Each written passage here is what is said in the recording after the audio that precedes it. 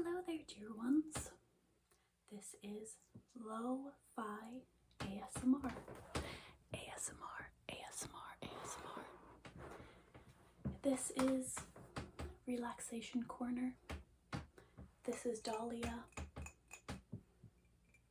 I'm a Holy Bible enthusiast.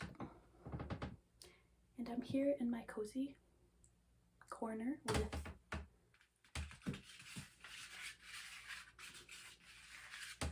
an old map on the wall and a creaky chair. Maybe that will help you to relax. The sound of a creaky chair. And you can't really see, but behind me there's an array of books. And right below me, right by my little feet, is the most holy of all. That's right, the Holy Bible. Let me show you.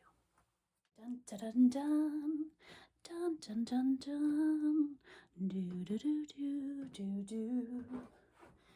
This is ancestral. This is the real deal, y'all.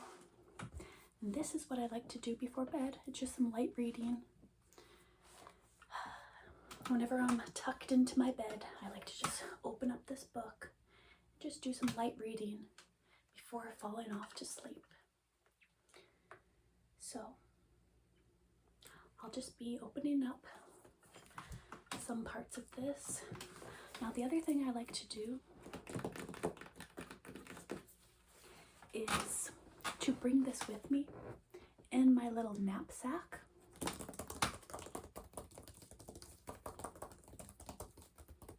And I'll just bring it with me on my daily excursions, just to the mall, the local skate park, the library, of course, and the grocery store. Or I'll just have a little picnic in the park. And everywhere I go, I bring my book.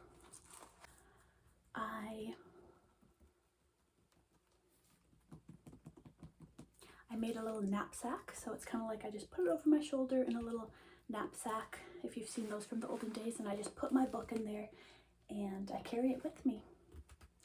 So yeah, just light reading that I like to do in my free time. So this book is about 2,500 years old, something around there. It's an estimate, as everything is. Nothing in this world is true fact. It's all, as I like to call it, mythical. Everything in this world is mythical, even the facts. So sit back, relax. Whether it's morning time and you want a dose of inspiration and starting your day with relaxation, or if it's nighttime and it's time for you to tuck into bed and you're all tuckered out and you just want something to help you become even more at ease, well, this is the potion that you need.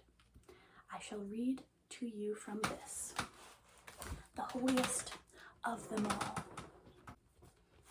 This right here, y'all. The Holy Bible. And this is it. This is it. The Holy Bible.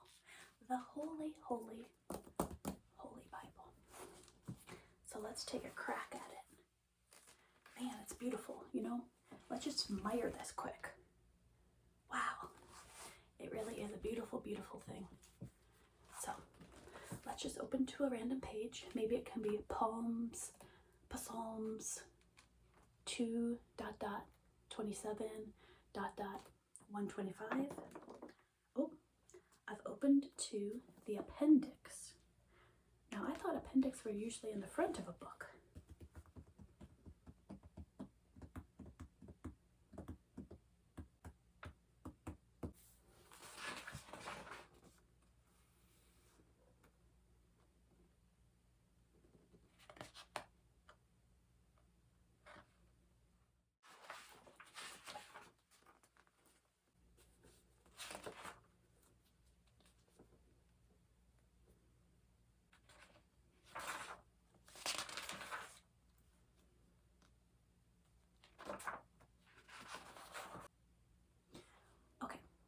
found a nice little quote for you and me to enjoy.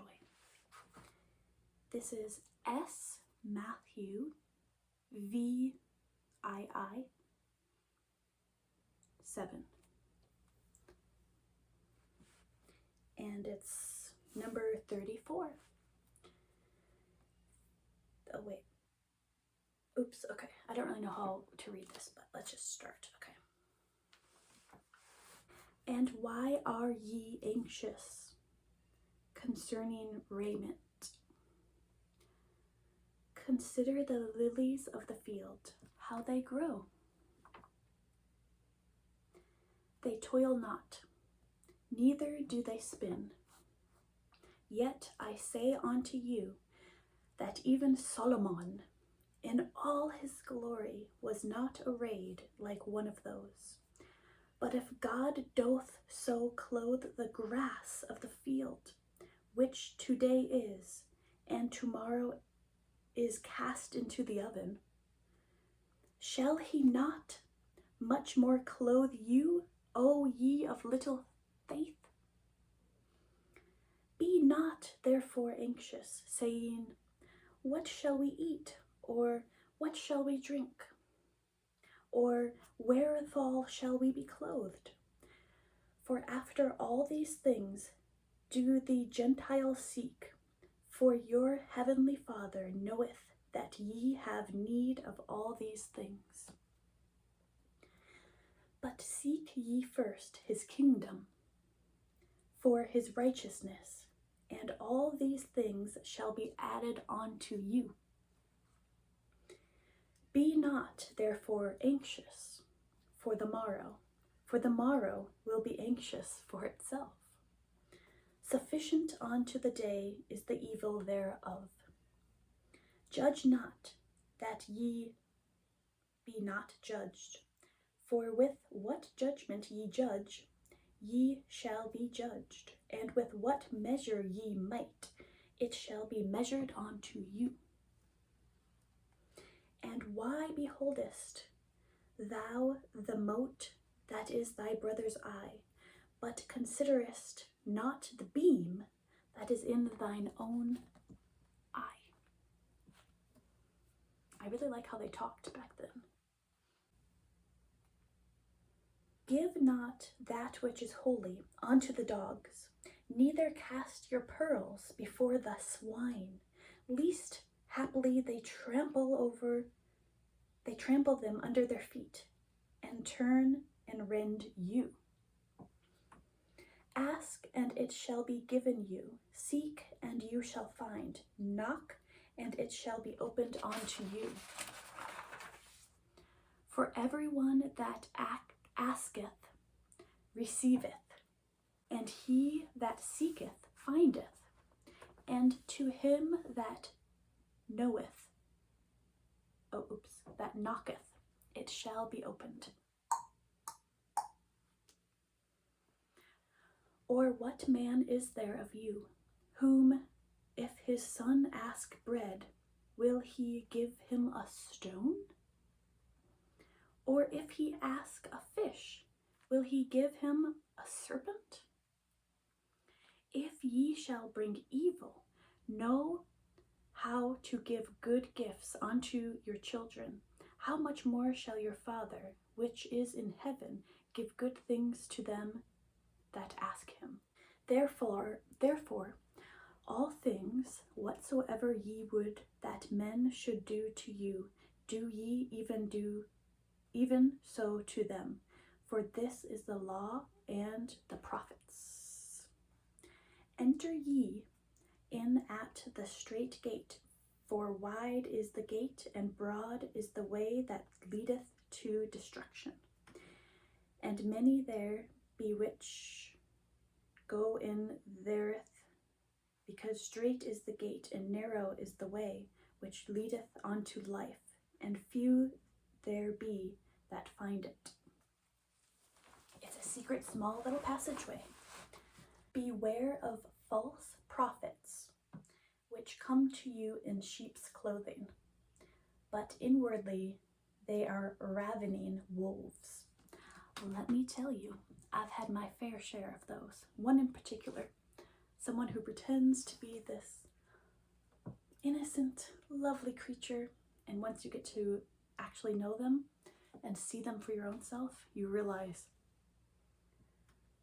oh my, oh my. And I'm still kind of healing from that, y'all. Ye shall know them by their fruits. Do men gather grapes of thorns or figs of thistles? Ooh. Okay, even though I don't really understand, like this is very like, maybe flowery isn't the word, but it kind of feels very like la-di-da, like I'm reading like a Shakespeare play. But I feel this way also when I've read like Shakespeare plays. It's like, even though I don't really understand it per se, every word, it's like I get the gist of it. And maybe everyone feels this way, but it's like I'm just reading all this, but it's like I understand the realm of what they're saying. Like I'm following. But also, of course, a lot of these things, I happen to open to this page, a lot of these are like the classic things. Reading, I like them written in this way better than the New Age way,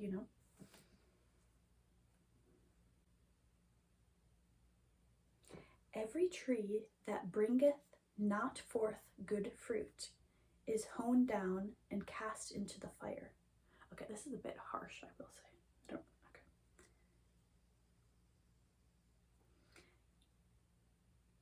Even so, every good tree bringeth forth good fruit, but a corrupt tree bringeth forth evil fruit. A good tree cannot bring forth evil fruit, neither can a corrupt tree bring forth good fruit.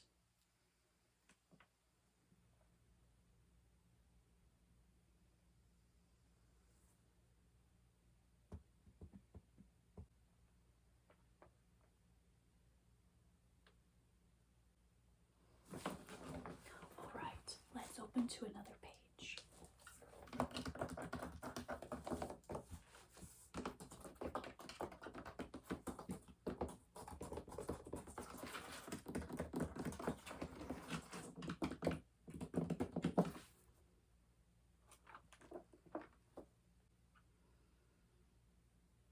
That thou shouldest take knowledge of me,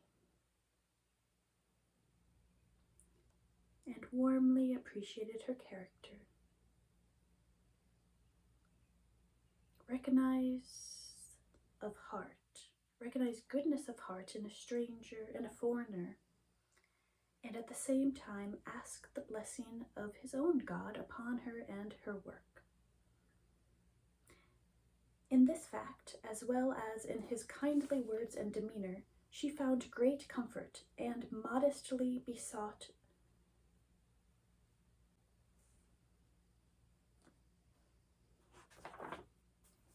this page has some drawings.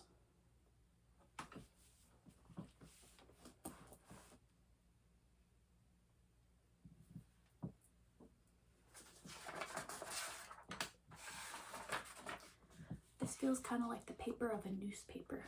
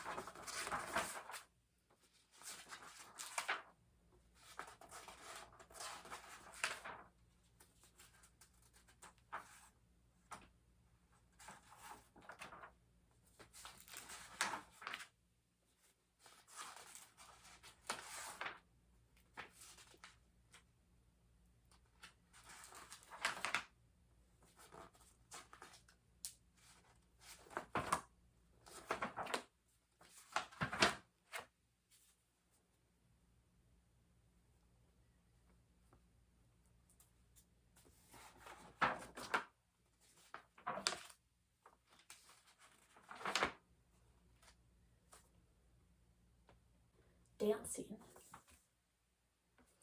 Dancing seems naturally enough connected with the subject of singing and musical instruments, and we have evidence that this was practiced among the Israelites. was restored to on a great variety of occasions, of those of victory, domestic joy, and religion. There were both secular and sacred dances, with accompaniments of instrumental music. The term nehothith, which is found in the title of the 5th Psalm, signifies dances of choirs of dancing women and is derived from a root which means to dance. A remarkable instance of this nature occurs at an early period of the Jewish history, when Pharaoh and his hosts were drowned in the Red Sea, and the fugitive people of God. Okay, let me just skip ahead a little. Israel, upon this event, in response to strains and dances, voicing with in expressions of praise and recognizing with equal joy and imposing providence, she inspired the song and led the dance. Moses exclaimed, "I will sing unto the Lord." And Miriam replied with no tardy zeal, "Sing ye to the Lord, for he hath triumphed gloriously." At a subsequent period, David, when animated to an extraordinary act of piety upon the ark of God being brought from the house,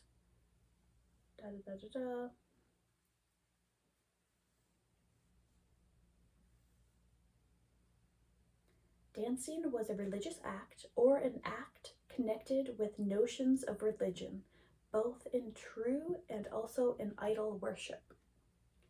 That it was practiced exclusively on joyful occasions, such as national festivals or great victories. That it was performed on such great occasions only to be one of the that it was performed usually in the daytime, in the open air, in highways, fields, and groves. That men who perverted dancing from a sacred use to purpose of amusement were deemed infamous. That no instances of dancing are found upon record in the Bible in which the two sexes united in exercise, either as an act of worship or amusement. Okay. Lastly, there's no instances upon record in the Bible of social dancing for amusement except that of the vain fellows, void of shame.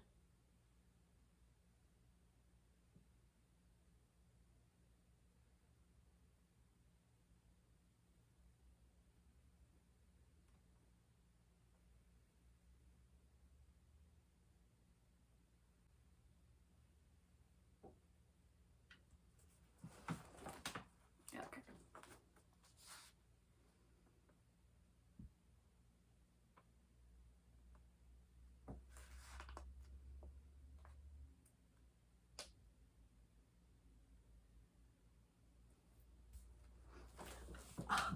Oh my gosh, this says domestic influence. Parents had a right to sell their children. And they had ordinarily so much authority that after using every proper method of correction, they were, in case of failure, to represent the circumstance to the elders of the city, when something was empowered to order the rebel to be stoned to death.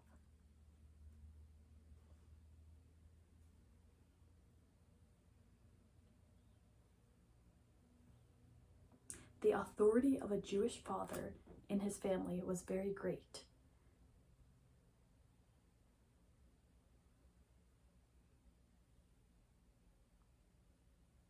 When a daughter married, she passed entirely on into another family, unless she happened to have no brother, in which case she became heiress of her father's estate.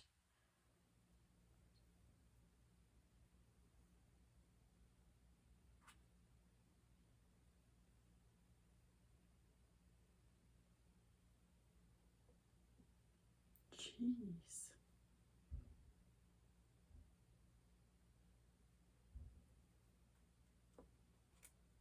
The law, okay, it keeps going on about how the father still has control over his grown-up kids and also their kids and his son's wife. And then it says, the law requires parents to train their children with the most unceasingly diligence in the knowledge of religion and in the fear of God.